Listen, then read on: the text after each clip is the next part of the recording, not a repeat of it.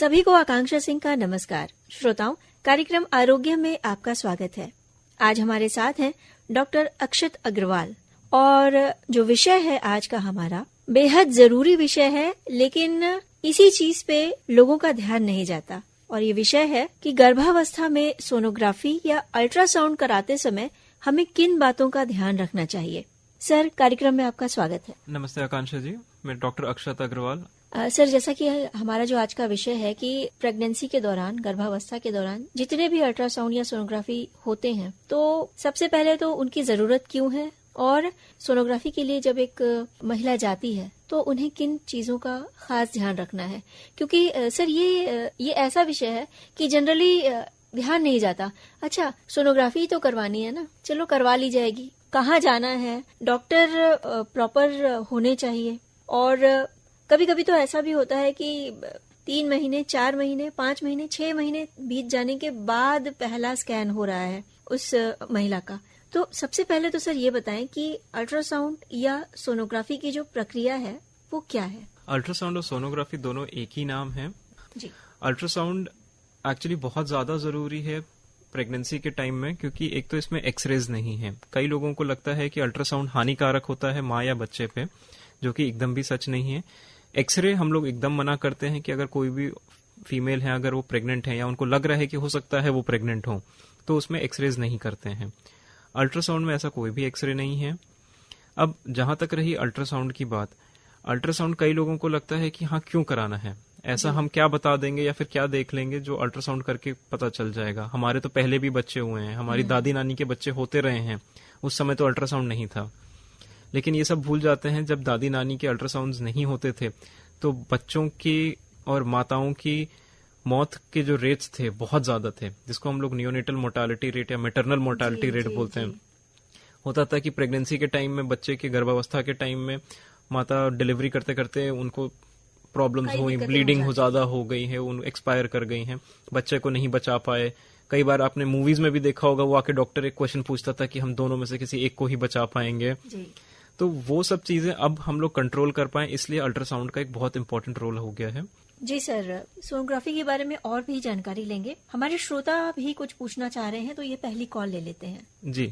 Hello, कार्यक्रम है आरोग्यम। कौन बोल रही हैं? जी, मैं प्रतिमा बोल रही हूँ। जी प्रतिमा जी, बताइए क्या प्रश्न है आपका। आज हमारे साथ डॉक्टर अक्षत अग्रवाल है और विषय है गर्भावस्था के दौरान अल्ट्रासाउंड या सोनोग्राफी कराते समय किन विशेष बातों का ध्यान रखें। मुझे मेरी ये प्रश्न है कि ये अल्ट्रासाउंड कराना क्या हर महीने जरूरी होता है, किस समय कराना ज्यादा उचित है, जो हमें सही रिजल्ट, सही बातें पता चले।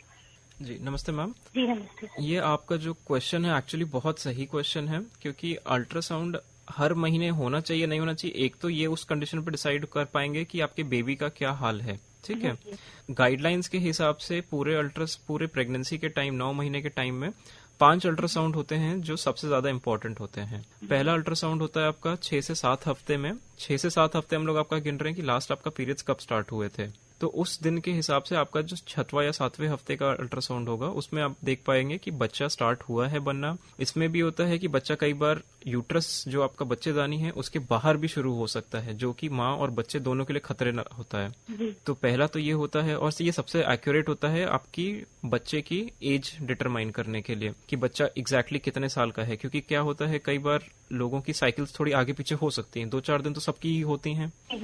तो उसके हिसाब से आपकी जो डिलीवरी की डेट्स हैं, किस समय क्या मैनेजमेंट होना है, क्या एज आगे डिटरमाइन होगी, वो सब उस पे फॉलो अप होगा। उसके बाद दूसरा सबसे इंपॉर्टेंट स्कैन होता है एंटी स्कैन। एंटी स्कैन होता है आपका 11.5 से 13 हफ्ते के बीच में। ये आपके स्कैन में इसमें देखते हैं कि आपके बच्चे में कोई डिफेक्ट तो नहीं है, जैसे उसका सर है, सर बनना शुरू हुआ है कि नहीं बना है, रीढ़ की हड्डी बन रही है कि नहीं बन रही है, कोई ऐसी बड़ी जेनेटिक प्रॉब्लम तो नहीं है जिसकी वजह से आपको बच्चा अबॉर्ट करना पड़े। क्योंकि अगर वो चीज शुरुआत में ही पता चल जाती है तो आपका जो इमोशनल और मेंटल ट्रॉमा होता है वो आगे जाके नहीं होता है। जी। उसके बाद सबसे ज्यादा इंपॉर्टेंट स्कैन जो होता है, तीसरा वाला होता है एनोमली, जिसको लेवल 2 या टीफा भी बोलते हैं। वो आपका होता है 18 से 22 हफ्ते के बीच में। इस स्कैन में हम लोग पूरा आधा घंटे से 40 मिनट का स्कैन होता है। इसमें बच्चे का एक एक अंग, सर से लेके पैर तक सब कुछ, ब्रेन बना है कि नहीं बना है, ठीक से बन रहा है, उसमें पानी तो नहीं बन रहा है, हार्ट है, हार्ट का सारा पार्ट्स हैं वो ठीक से बन रहे हैं कि नहीं बन रहे हैं, पेट है, हाथ पैर, उसकी एक एक उंगली, एक एक चीज देखी जाती है ताकि बच्चा आगे एक स्वस्थ जीवन जी सके। इसमें कोई प्रॉब्लम होती है तो वो चीज भी उसी समय आपको बताई जा सके। अब 22 हफ्ते तक ये स्कैन इसलिए किया जाता है क्योंकि इंडियन लॉज के हिसाब से पहले तो वो 20 हफ्ते का था, अब हो गया है कि 24 हफ्ते तक आप किसी भी बच्चे को लीगली अबॉर्ट कर सकते हो अगर कुछ प्रॉब्लम हुई बच्चे में। तो ऐसा नहीं कि आपका मन नहीं कर रहा, बच्चे में कुछ प्रॉब्लम अगर इतनी हुई कि वो उसको आगे जाके लाइफ में प्रॉब्लम होगी तो आप जी। ये 3 स्कैन आपके यहाँ पे हो गए 22 हफ्ते तक। फिर आपका एक चौथा स्कैन होगा 28 से 32 हफ्ते के बीच में, जिसको डॉपलर स्कैन कहते हैं। इसमें क्या चीज देखते हैं कि एक तो बच्चे की ग्रोथ पहले से ठीक है कि नहीं, दूसरा ये कि बच्चे की जो ब्रेन में जो एक ब्लड वेसल होती है जी वो ठीक है कि नहीं, उसका फ्लो ठीक है कि नहीं, बच्चे का मस्तिष्क की जो सप्लाई है वो ठीक सबको डेवलप हुई है। और दूसरा एक अम्बिलिकल आर्टरी कहते हैं हम लोग, जो माँ से बच्चे को ब्लड सप्लाई देती है। तो जितनी भी बच्चे की ग्रोथ होगी सब कुछ उस पर डिपेंड करती है, तो उसका फ्लो ठीक है कि नहीं। कभी कभी प्रॉब्लम्स होती हैं कि फ्लो खराब है तो बच्चे का वेट कम हो गया है, बच्चे की ग्रोथ मान लीजिए आज 28 हफ्ते की होनी थी, वो 25 हफ्ते के हिसाब से चल रही है, तो वो देखने के लिए डॉपलर स्कैन होता है। फिर एक चौथा स्कैन जो और इम्पोर्टेंट होता है वो आपका है 36 हफ्ते के आसपास ग्रोथ स्कैन, क्योंकि हम सबको पता है 9 महीने के बाद प्रेगनेंसी डिलीवरी बच्चा इतना बड़ा हो चुका होता है, मैच्योर हो चुका होता है कि आप डिलीवर कर सकते हो। तो 36 हफ्ते पे एक ग्रोथ स्कैन होता है कि बच्चे की डेटिंग के लिए कि बच्चा की एग्जैक्टली डेट एज कितनी चल रही है, उसका कोई आसपास प्रॉब्लम तो नहीं हो रही है, पानी जो बच्चे के आसपास है वो कम तो नहीं हो रहा है, वो ठीक है, उसकी हार्ट बीट ठीक है। फिर जो कॉर्ड हम लोग अभी पहले बात कर रहे थे जो माँ से बच्चे को ब्लड सप्लाई करती है, वो कभी कभी बच्चे के गर्दन के अराउंड फंस सकती है। जी ये मोस्टली ये प्रॉब्लम होती है। तो वो चीज बहुत इंपॉर्टेंट होती है क्योंकि ये देखने के लिए कि नॉर्मल डिलीवरी है कि वेजाइनल डिलीवरी है, वो उस पर फर्क डाल सकती है। तो ये 5 स्कैन तो पूरी प्रेगनेंसी में सबसे ज्यादा इंपॉर्टेंट है। कभी ये होता है कि आप बहुत रिमोट एरिया में रह रहे हैं, नहीं करवा पा रहे हैं किसी भी विषय की वजह से, तो 2 स्कैन जो सबसे ज्यादा जरूरी हैं वो है पहला आपका 6 से 7 हफ्ते में जो डेटिंग स्कैन है, और 20 हफ्ते पे जो आपका एनोमली या लेवल 2 स्कैन है। इन दोनों को कोई भी प्रेग्नेंट फीमेल को मिस नहीं करना चाहिए। इसके बाद भी कुछ स्कैन्स हो सकते हैं, डिपेंड करता है कि माँ को कोई बीमारी है कि नहीं, बच्चे के जो भी स्वस्थ है चल रहा है कैसा चल रहा है, उसको फॉलोअप चाहिए नहीं चाहिए, या फिर आपको कभी लग रहा है कि कभी आपको चोट लग गई, आपको लग रहा है बच्चे का मूवमेंट नहीं हो रहा है, तो बीच में उसके हिसाब से स्कैन्स प्लस माइनस हो सकते हैं। Thank you so much. Hello, कार्यक्रम है आरोग्यम, कौन बोल रहे हैं? जी मैं ईश्वर चंद मौर्य बोल रहा हूँ। जी ईश्वर चंद जी, आज हमारे साथ हैं डॉक्टर अक्षत अग्रवाल और हमारा जो विषय है वो है गर्भावस्था के दौरान अल्ट्रासाउंड या सोनोग्राफी के समय किन बातों का विशेष ध्यान रखना है। क्या प्रश्न है आपका? जी मैडम, मैं ये कह रहा था जैसे अगर प्रेगनेंसी हो गई लेडीज को तो मतलब कम से कम कितने दिनों के बाद फर्स्ट अल्ट्रासाउंड करवाना चाहिए अगर कोई प्रॉब्लम ना हो तब? नमस्ते भैया, ये आपका जो फर्स्ट अल्ट्रासाउंड होता है वो कम से कम आपके 5 हफ्ते के बाद होना चाहिए। जैसे उनकी जो लास्ट साइकिल थी, अगर मान लीजिए आज 1 नवंबर है जी, तो उनका अगले 15 दिसंबर के बाद का फर्स्ट अल्ट्रासाउंड होना चाहिए। उससे पहले अल्ट्रासाउंड में पता चल पाना कि प्रेगनेंसी है कि नहीं है थोड़ा सा कठिन होता है। तो सर वो तो प्रेगनेंसी का समय जैसे लास्ट एमसी जब से आई होगी वहीं से जोड़ा जाएगा? जी जी।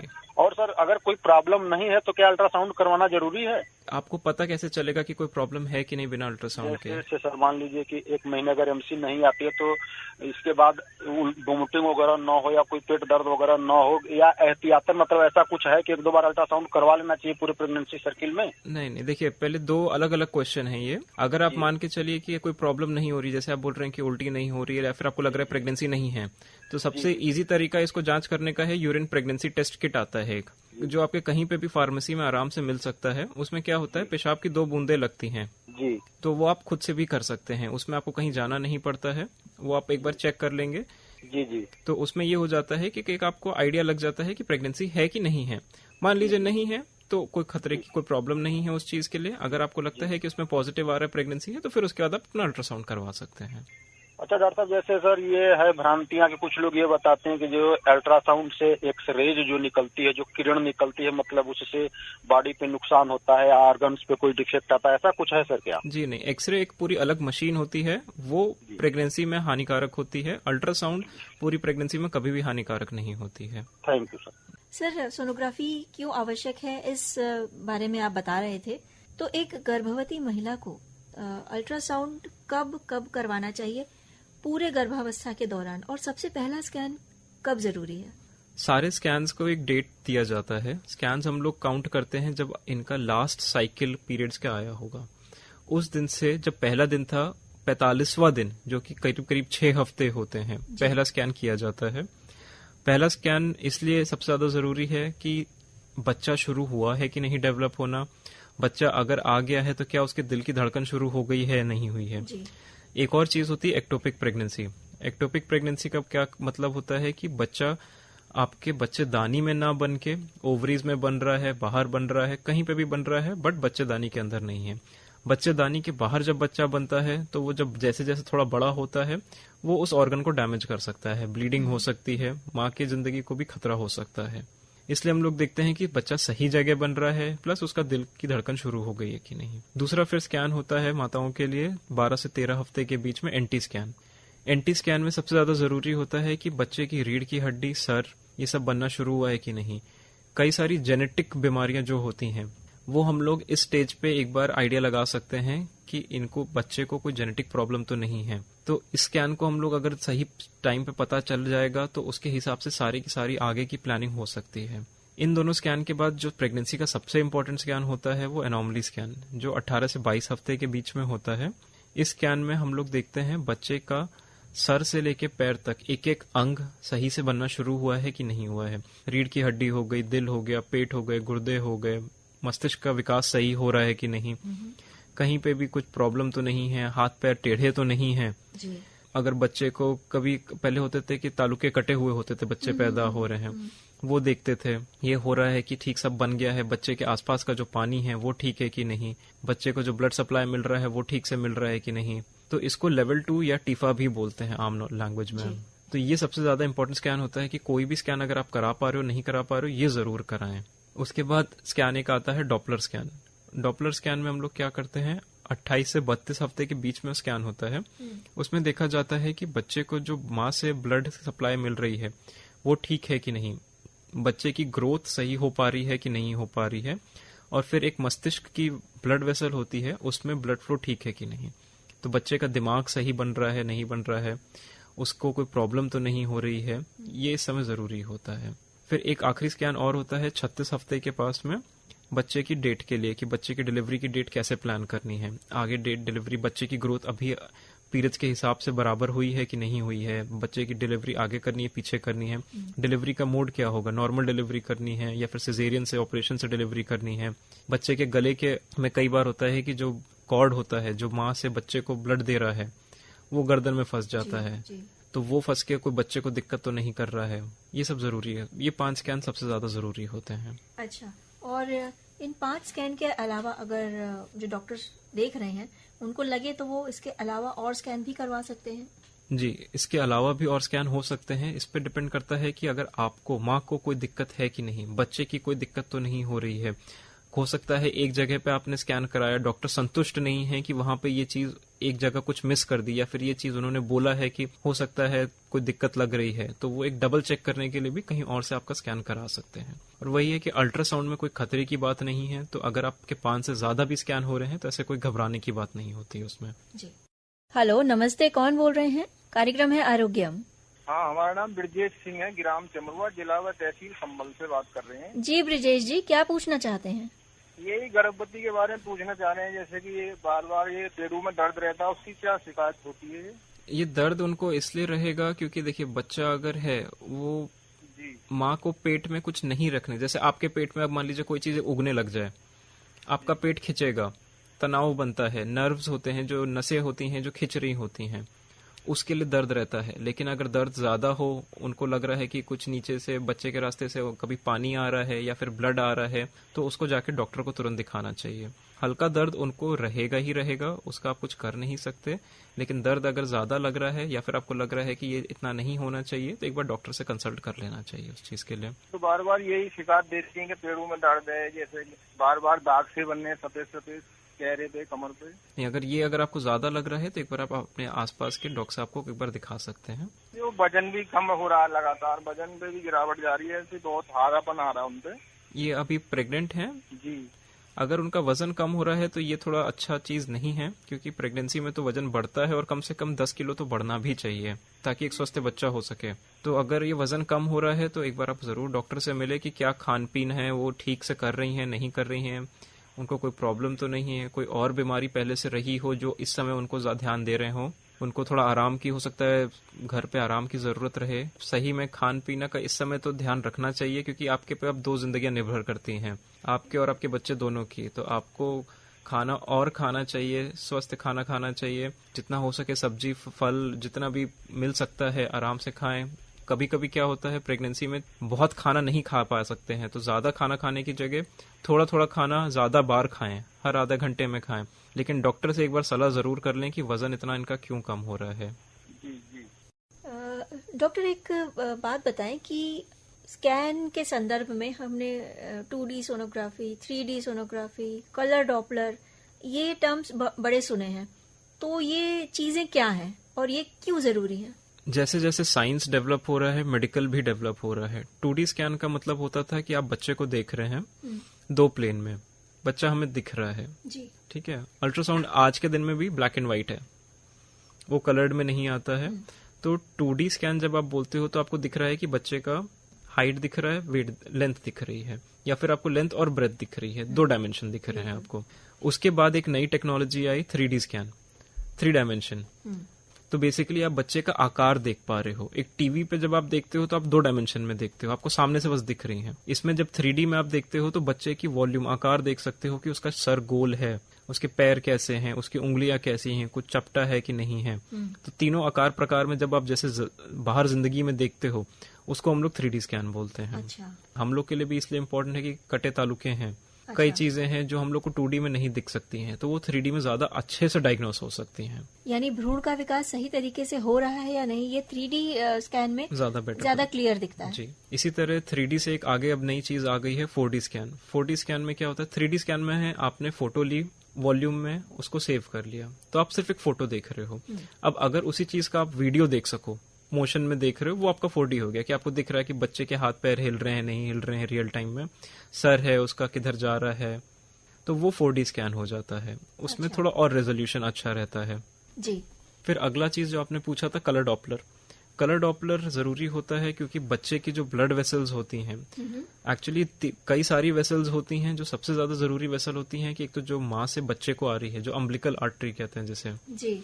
वो डॉपलर सब उसका देखना होता है कि उसकी ब्लड फॉर्म वेव कितनी है, वेलोसिटी कितनी है, कि बच्चे को जो ग्रोथ दे रहा है वो ठीक है कि नहीं। ऐसा तो नहीं है कि माँ से खून बच्चे में जाने की जगह बच्चे से खून माँ में जा रहा हो। अच्छा। ये चीज भी होती है, ये चीज सिर्फ मन धड़ंद नहीं होती, ये एक्चुअली में होती है कि कभी कभी जब रेजिस्टेंस ज्यादा हो गया उस ब्लड वेसल का, तो जो खून है वो बच्चे से माँ में जा रहा है, तो उससे बहुत ज्यादा सीरियस इम्पैक्ट पड़ सकता है बच्चे की ग्रोथ पे। फिर उसी तरह एक फीटल डॉपलर होता है ब्रेन का, MCA कहते हैं हम लोग उसे, मिडिल सेरिब्रल आर्टरी डॉपलर। उसमें हम लोग देखते हैं कि बच्चे के मस्तिष्क की जो वेसल्स हैं वो ठीक से बनी है कि नहीं, ताकि आगे चल के कोई दिक्कत ना हो।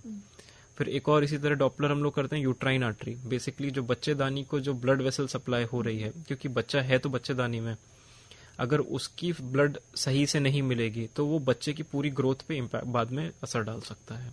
अच्छा, तो कलर डॉपलर से ये सारी चीजें स्पष्ट हो जाती हैं। जी। अगली कॉल देखते हैं, कॉलर क्या पूछना चाह रहे हैं। हेलो। हाँ मैम, आरोग्यम, नमस्कार जी, कार्यक्रम है आरोग्यम, कौन बोल रहे हैं, कहाँ से? मैम मैं आलोक सिंह बोल रहा हूँ, जिला चंदौली चकिया से। जी आलोक जी, क्या प्रश्न है आपका? मैं पूछना चाहते हैं कि अगर कोई उसमें डिजीज कंडीशन दिखाई देगा तो उसमें उसको प्रिवेंट करने के लिए क्या किया जाए? देखिए, बीमारियां बहुत सारे तरीके की हो सकती हैं। कुछ बीमारियां होती हैं जो हम लोग के खान पीन से रिलेटेड होता है। मान ली एक फोलिक एसिड चीज होती है, मिनरल होता है, बी कॉम्प्लेक्स का पार्ट। जी सर। अगर फोलिक एसिड कम है तो बच्चे पे बहुत बुरा इम्पैक्ट पड़ सकता है। कभी कभी होता है कि सर और रीढ़ की हड्डी नहीं बन रही है, दिमाग सही से डेवलप नहीं कर रहा है। उसका इलाज आसान है कि आपको अगर लग रहा है कि इनका बी कॉम्प्लेक्स कम है, खाना पीना नहीं खाती अच्छे से, तो फोलिक एसिड की टैबलेट जो होती हैं वो खा के ठीक किया जा सकता है। लेकिन वो ठीक करने के लिए कि आज आप अगर बच्चा अगर है तो उसे बच्चा आज कंसीव हुआ है तो उसे 3 महीने पहले से ही वो चीजें ठीक हो चुकी होनी चाहिए थी। बच्चा होने के एक बार बच्चा आ गया उसके बाद वो उतना असर नहीं डाल पाएगा। जी सर, इसमें हाई रिस्क प्रेगनेंसी देखा जाता है तो 25 से 35 ईयर के महिलाओं में। हाई रिस्क प्रेगनेंसी एक्चुअली 25 साल नहीं कहते हैं, देखिए हाई रिस्क में भी बहुत सारी चीजें होती हैं। हाई रिस्क में होती उम्र एक होता है, उम्र एक फैक्टर है, लेकिन वो 32 साल के ऊपर, 35 साल कहा जाए तो ज्यादा एक हाई रिस्क प्रेगनेंसी वाली एज हो जाती है। दूसरा होता है कि अगर इनको डायबिटीज है, बीपी है, थायराइड है, ये सब चीजें हैं, अगर इनका पहले कभी ऐसा हुआ है कि कोई गर्भावस्था रही है, बच्चा खराब हो गया हो, जी, वो हाई रिस्क प्रेगनेंसी कहेंगे। 25 से 30 आप कभी हाई रिस्क प्रेगनेंसी में नहीं कहेंगे बिना कोई और चीज के। अच्छा, मतलब 35 ईयर्स ऊपर रहेगा तब उसको बोलेंगे। जी, बहुत बहुत धन्यवाद सर। हालांकि आज हमारा जो विषय है वो गर्भावस्था के दौरान सोनोग्राफी है, लेकिन फिर भी ये जानना चाहेंगे कि अल्ट्रासाउंड या सोनोग्राफी द्वारा और किन किन बीमारियों का पता लगाया जा सकता है। अल्ट्रासाउंड देखा जाए तो शरीर के हर अंग के लिए हो सकता है जहाँ पे हड्डियां ज्यादा नहीं हैं। तो बेसिकली आपका पेट हो गया, अगर आपके पेट में दर्द हो रहा है, उल्टी हो रही है, आपको लग रहा है कि कुछ अच्छा नहीं लग रहा है, बस आप अल्ट्रासाउंड करा सकते हो। गॉल ब्लैडर, पित्त जिसे कहते हैं, पथरी है, उसके लिए अल्ट्रासाउंड गोल्ड स्टैंडर्ड है। कई बार होता है कि सीटी में भी छूट जाएगा वो, लेकिन पित्त की पथरी का क्या हाल है वो अल्ट्रासाउंड ही बता पाएगा। उसके बाद अगर आपके गुर्दे में पथरी है, अल्ट्रासाउंड से आपके पता चल सकता है। लिवर में अगर आपके फैटी लिवर बोलते हैं, सिरोसिस हो रहा है, लिवर खराब हो रहा है, वो आपके अल्ट्रासाउंड से। लिवर में आजकल एक नई बीमारियां ज्यादा हो गई हैं, मवाद भरना। कई लोग होते हैं कि बाहर का गंदा खाना खाया, मिलावटी शराब पी रहे हैं, तो उससे एब्सेस, मवाद बनने लगता है लिवर में, उसके लिए अल्ट्रासाउंड यूज होता है। उसके बाद आपके पैनक्रियाज है, उसकी सूजन हुई तो यूज होता है। अगर पेट में पानी भर रहा है तो अल्ट्रासाउंड आपका उसके लिए सही है। जी। पेशाब की थैली के नीचे पुरुषों में प्रोस्टेट होता है, थोड़ी जब उम्र ज्यादा होती है तो बार बार पेशाब लगती है, जी। उसके लिए अल्ट्रासाउंड सही है। छाती में भी पानी भर रहा है अगर, तो उसके लिए अल्ट्रासाउंड सही है। अच्छा, तो डॉक्टर सलाह देते हैं, उन्हें जब लगेगा कि अल्ट्रासाउंड की जरूरत है तो उस हिसाब से वो पेशेंट को सलाह देंगे। जी। और पेशेंट की भी ये जिम्मेदारी है, मरीज की भी ये जिम्मेदारी है कि डॉक्टर की सलाह को मानते हुए समय पर जो सारी जांचें लिखी गई हैं वो करवाएं। ये सबसे जरूरी है, क्योंकि आपको लगेगा कि नहीं अभी क्या जरूरत है, अभी तो हम दवाई खा के पहले अपने फार्मासिस्ट से पूछ के 4 दिन दवाई खा लें, फिर अगर हमें दिक्कत लगेगी तो हम करेंगे। उतने टाइम में बहुत सी चीजें बहुत खराब हो सकती हैं, ये घातक भी हो सकता और है। घातक तो है ये चीजें। बिल्कुल।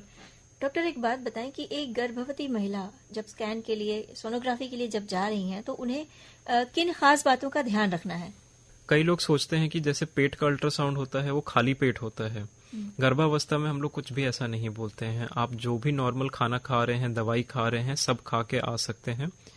पहले 10 से 11 हफ्ते के बीच में एक अल्ट्रासाउंड जो होता है वो बच्चेदानी के रास्ते से होता है। उसमें बस ये होता है कि आपको पेशाब करके आना है, जो कि आप जहां पे भी अल्ट्रासाउंड कराने जा रहे हैं वहां बाथरूम फैसिलिटी मिल जाती है, तो वहां पे आप कर सकते हैं। कोई पानी का रोक टोक, खाने का रोक टोक कुछ भी नहीं होता है। आपको जो भी दवाइयां चल रही हैं आपको खा के आनी है, जो भी आप खाना खा के आ रहे हो खा के आएंगे, क्योंकि माँ लोग थोड़ी ज्यादा जरूरत होता है उनको खाने की। बिल्कुल। कई बार लोग करते हैं कि नहीं हमने सुबह से नहीं खाना खाया है क्योंकि हमें शाम को बच्चे का अल्ट्रासाउंड कराना था।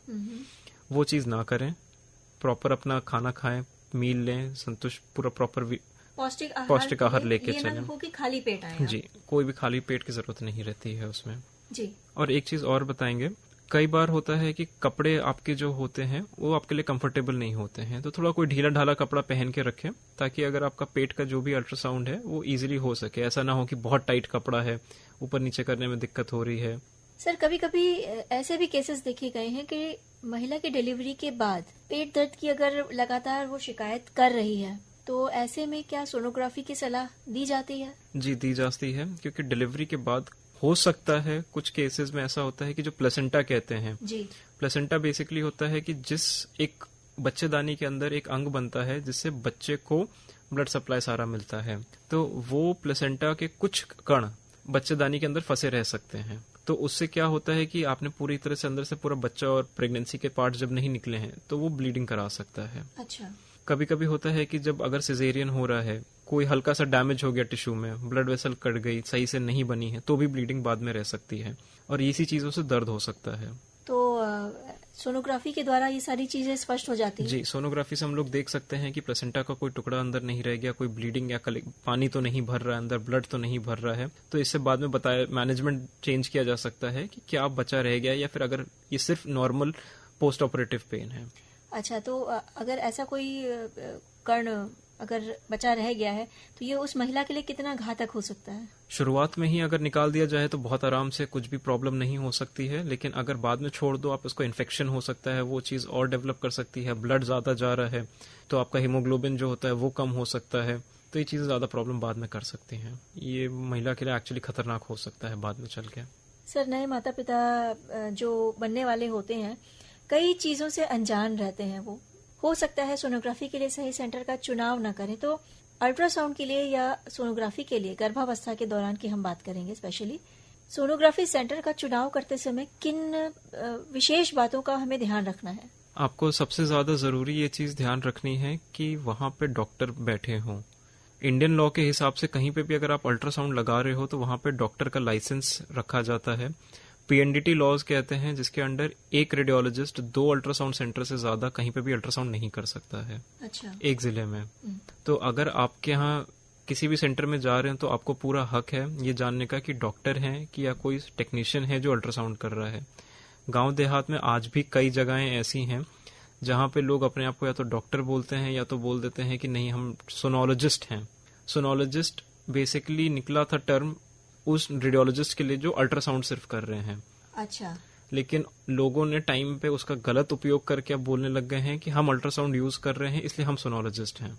वहां से बीच में एक डॉक्टर वर्ड पूरा ही पूरा हट गया है। तो पहले तो ये जरूर देखें कि आपके डॉक्टर हों।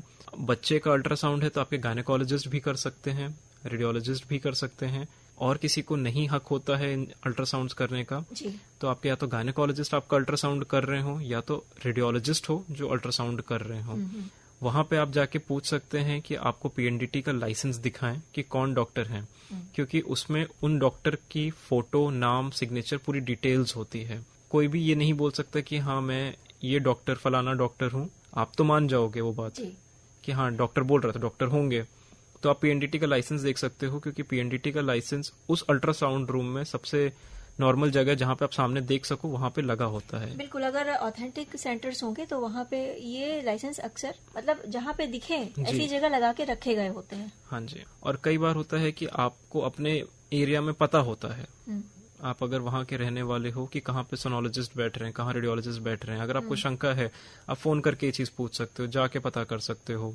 100 रुपए बचाने के पीछे अपने बच्चे और माँ की जान से खतरा ना पालें। लोग करते हैं ये चीज कि बोलते हैं कि नहीं हमारे जान पहचान का रेडियोलॉजी का सेंटर है, वहां पे अल्ट्रासाउंड होता है, हम वहां जाके करा लेंगे, वो हमें 100-150 रुपए डिस्काउंट दे देगा। उसके पीछे अपनी जान में को खतरा में ना डालें। बिल्कुल, तो जागरूकता जरूरी है जी सुरक्षित रहने के लिए। डॉक्टर अक्षत अग्रवाल, आप हमारे कार्यक्रम में आए और हमारे साथ साथ श्रोताओं की जो शंकाएं थी उनको भी दूर किया, उसके लिए आपका बहुत बहुत धन्यवाद। शुक्रिया। श्रोताओं, कार्यक्रम आरोग्यम आज यहीं समेटेंगे। अगले सप्ताह एक नए विषय के साथ और एक नए विशेषज्ञ के साथ हम फिर आपसे मिलने आएंगे। तब तक के लिए हमें आज्ञा दीजिए। आप सभी को आकांक्षा सिंह का नमस्कार।